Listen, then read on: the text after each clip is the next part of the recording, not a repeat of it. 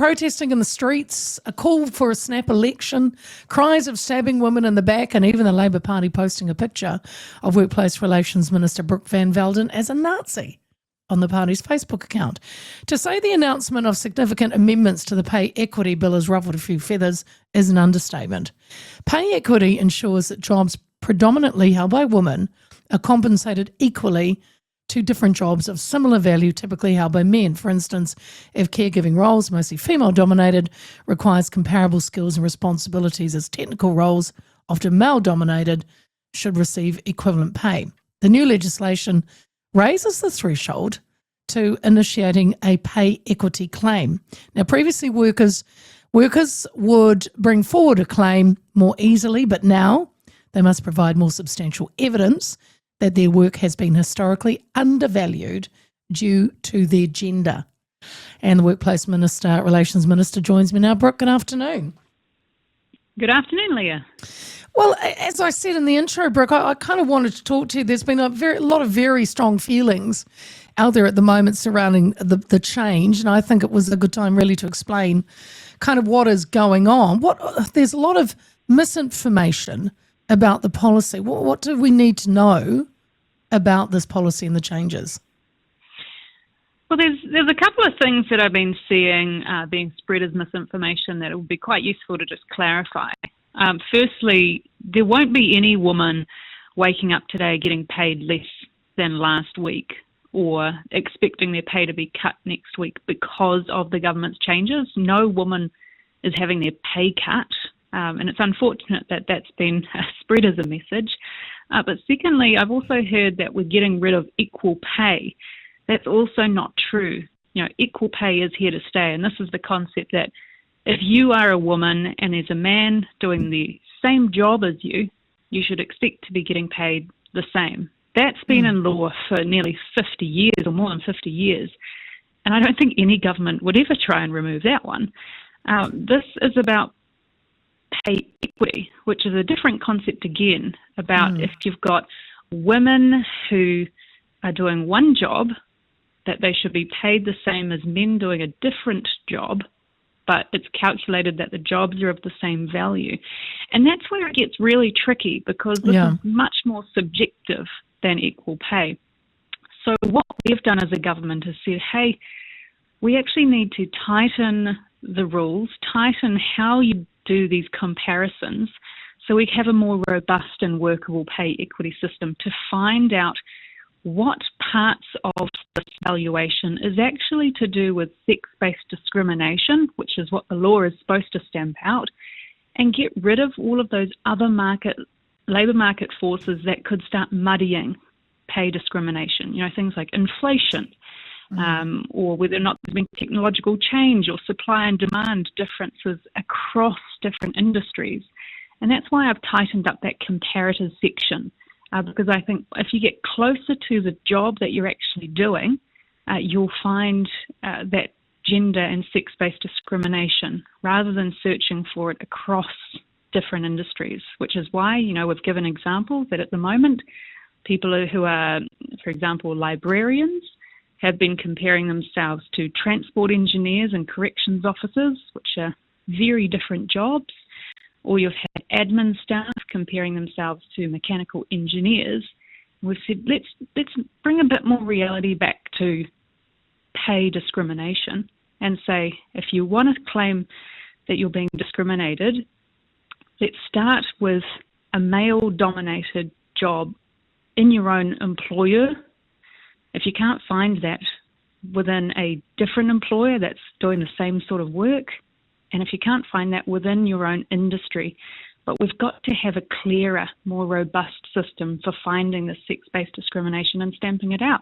So for any woman out there, we do support women, and we actually want to make it better and easier to find this sex-based discrimination.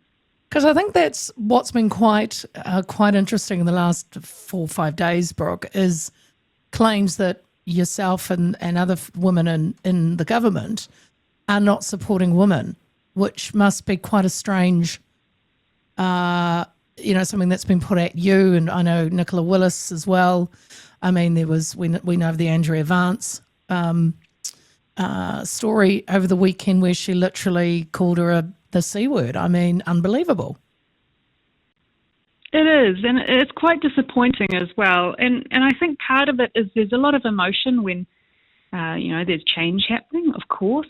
But I think also part of it is that, we do actually have to go back to reason and logic rather than just expressing, through emotion and thinking that we can stop change because people have big feelings.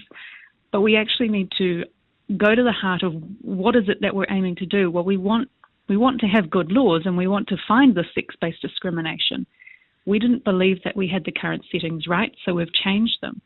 But I think there's also a lot of heat because, in part, people have been conflating pay equity with collective bargaining or year-on-year pay increases and wage increases, which happen under a very different system.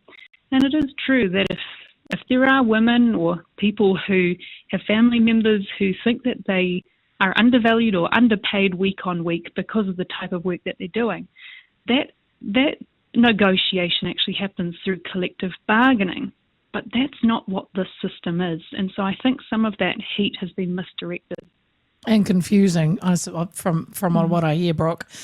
The optics that I see is that, thousands of women have been fighting for years and along comes the government to stop them, passing it under urgency with no public input. Do you agree that didn't help the situation?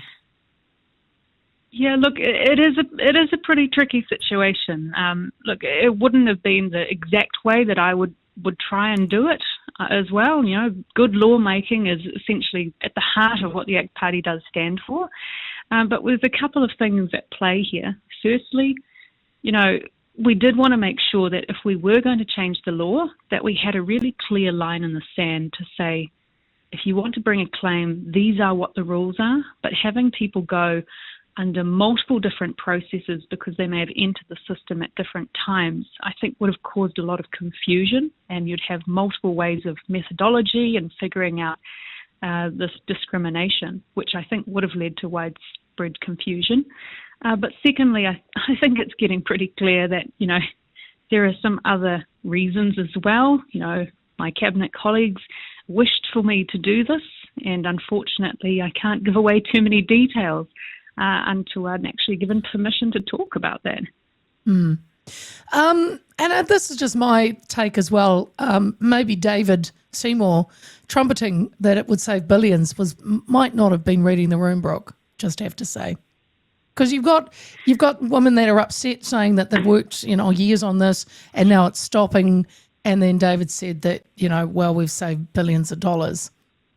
That's not how they see it. Yeah, I think there's some difficulties here because it is true that we are currently in, I guess, a zone leading up to the budget. So people will be genuinely asking questions. Well, why is it you're doing this? And this is what David said. I think that's a very generous interpretation of the overall motives. But I think it's also true that in any government, there are trade-offs. And we do put people in government to make those very, very hard decisions of where do we allocate all the money that we have coming in through taxes.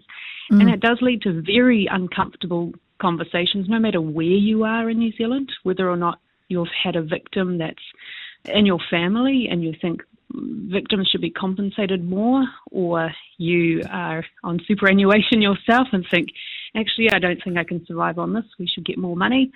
Or you've got a kid at school and you think, well, I think there should be more resources for the teachers. Everybody faces individual aspects of their life that we think maybe what we're responding to deserves more of that allocation from government. And I think in this particular instance, people have been expecting to have a pay increase because of the claims process. But unfortunately, none of those people should have really expected it, but we can still have that claim go through the new system. And I think Well, that's just the unfortunate reality. Well, I'm of glad government. you said that, Brooke, because 33 claims have been cancelled and must start again. Labor is doing their best to create the impression that it's the end of the road for low-paid workers, but you can assure it's not, is it?